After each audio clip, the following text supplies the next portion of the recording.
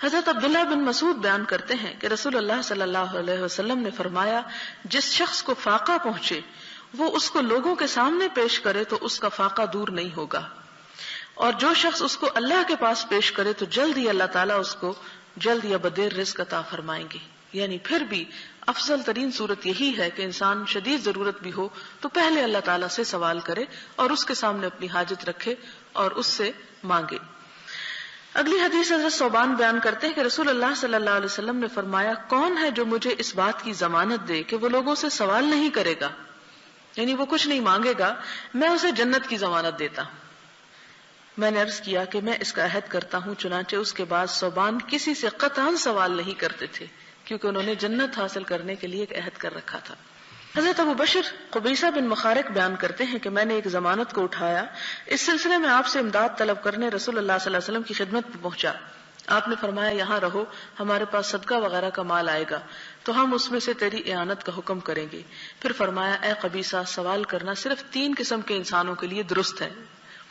ایک وہ جس نے کسی کی ضمانت برداشت کی، اس کے لیے سوال کرنا حلال ہے یہاں تک کہ وہ اس کو حاصل کر لے پھر رک جائے، اور ایک وہ آدمی جس کے مال کو کسی آفت نے تباہ و برباد کر دیا ہے، اس کے لیے بھی سوال کرنا حلال ہے یہاں تک کہ بقدر ضرورت حاصل کر لے، یا درمیانی زندگی اس کو مل جائے۔ اور ایک وہ آدمی جس کو فاقہ پہنچا اور اس کی قوم کے 3 عقل مند انسانوں نے بیان دیا کہ فلاں انسان واقعی فقر و فاقہ سے دوچار ہو چکا ہے، تو اس کے لیے سوال کرنا جائز ہے یہاں تک کہ وہ بقدر ضرورت زندگی گزارنے کے ذرائع کو حاصل کر لے۔ یا فرمایا، راوی کو شک ہے کہ اس کی زندگی درمیانے درجے کی ہو جائے۔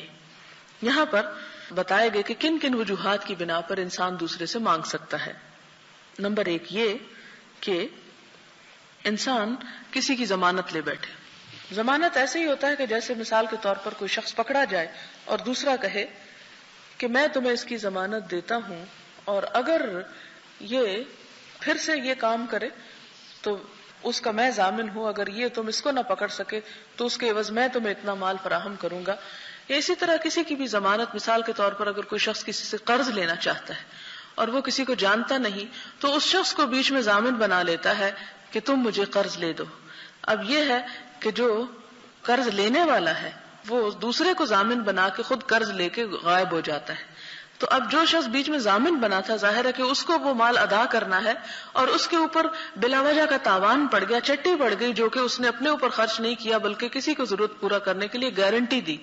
تو یہ جو بیچ کا شخص ہے جس پر بلا وجہ میں ایک چٹی پڑ گئی، اس کے لیے یہ بات جائز ہے کہ وہ اس چٹی کو پورا کرنے کے لیے لوگوں سے مانگ لے اور دوسرے لوگ اس کی مدد کریں اور مل جل کر اس چیز سے اس کو چھڑائیں یا اس مشکل سے اس کو نجات دیں۔ اور دوسرا شخص وہ جس کا مال کسی آفت سے تباہ ہو جائے، کوئی زلزلہ خدا نہ خواستہ آ جائے یا کوئی سیلاب آ جائے یا کوئی ایسی وجہ، اگرچہ وہ اس سے پہلے ایک امیر شخص تھا، ایک خوشحال انسان تھا، لیکن اس آفت یا مصیبت کے آنے کی وجہ سے اس کا سب کچھ بہہ گیا، تو اس صورت میں وہ کسی کو اپنی حاجت بتا سکتا ہے، اور اس کے بعد یہ کہ جب اس کو اتنا مل جائے کہ اس کی وہ زندگی درمیانے درجے کی گزر بسر ہو جائے تو پھر اس کے بعد وہ سوال نہ کرے۔ اور تیسری بات یہ کہ انسان فقر و فاقہ سے اتنا دوچار ہو جائے کہ 3 لوگ اس کی قوم کے گواہی دیں کہ ہاں یہ بھوکا ہے، تو پھر وہ شخص جو ہے وہ ہاتھ پھیلا سکتا ہے، ادروائز نہیں۔ پھر اس کے بعد حضرت ابو ہریرہ بیان کرتے ہیں کہ رسول اللہ صلی اللہ علیہ وسلم نے فرمایا، مسکین وہ شخص ہے جو لوگوں کے گھروں کا طواف کرتا ہے، 1 لقمہ 2 لقمہ 1 کھجور 2 کھجوریں اس کو دستیاب ہوتی ہیں، لیکن مسکین تو وہ ہے جو اتنا مال نہیں پاتا جو اس پر سوال کرنے سے مستغنی کر دے، اور نہ اس کے بارے میں پتہ چلتا ہے کہ اس پر صدقہ کیا جائے، اور نہ وہ خود لوگوں سے مانگنے کے لیے کھڑا ہوتا ہے۔ قرآن پاک میں جیسا کہ آپ جانتے ہیں کہ صدقات اور زکوٰۃ کے مصارف جہاں بیان ہوئے وہاں پر انما الصدقات للفقراء والمساکین، کہ صدقات جو ہیں فقراء اور مساکین کے لیے، تو مسکین ہے کون؟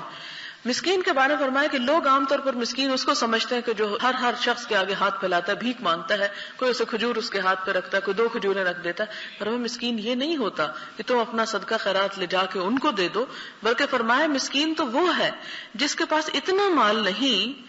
کہ جو اسے سوال کرنے سے بچا لے، یعنی اس کی ضروریات پوری کر دے، اور نہ اس کے بارے پتہ چلتا ہے کہ اس پر صدقہ کیا جائے یا نہ کیا جائے. انسان ایک نظر سے دیکھتا ہے تو نظر آتا ہے کہ اس کو دینا چاہیے تاکہ اس کی ضرورت پوری ہو جائے, اور جب دوسری طرف سے دیکھتا ہے تو پھر انسان سوچتا ہے کہ شاید اس کو ضرورت نہ ہی ہو اور میرا صدقہ اس پر نہ لگے. فرمایا کہ وہ لوگوں سے مانگتا نہیں, لوگوں کے آگے ہاتھ نہیں پھیلاتا, لیکن تم اس کی حالت دیکھ کر خود اس کو پہچان سکتے ہو, جس کا ذکر قرآن پاک میں بھی آتا ہے کہ لا يسألون الناس الحافا تعرفهم بسیماہم, ان کے چہروں سے تم ان کو پہچان لوگے.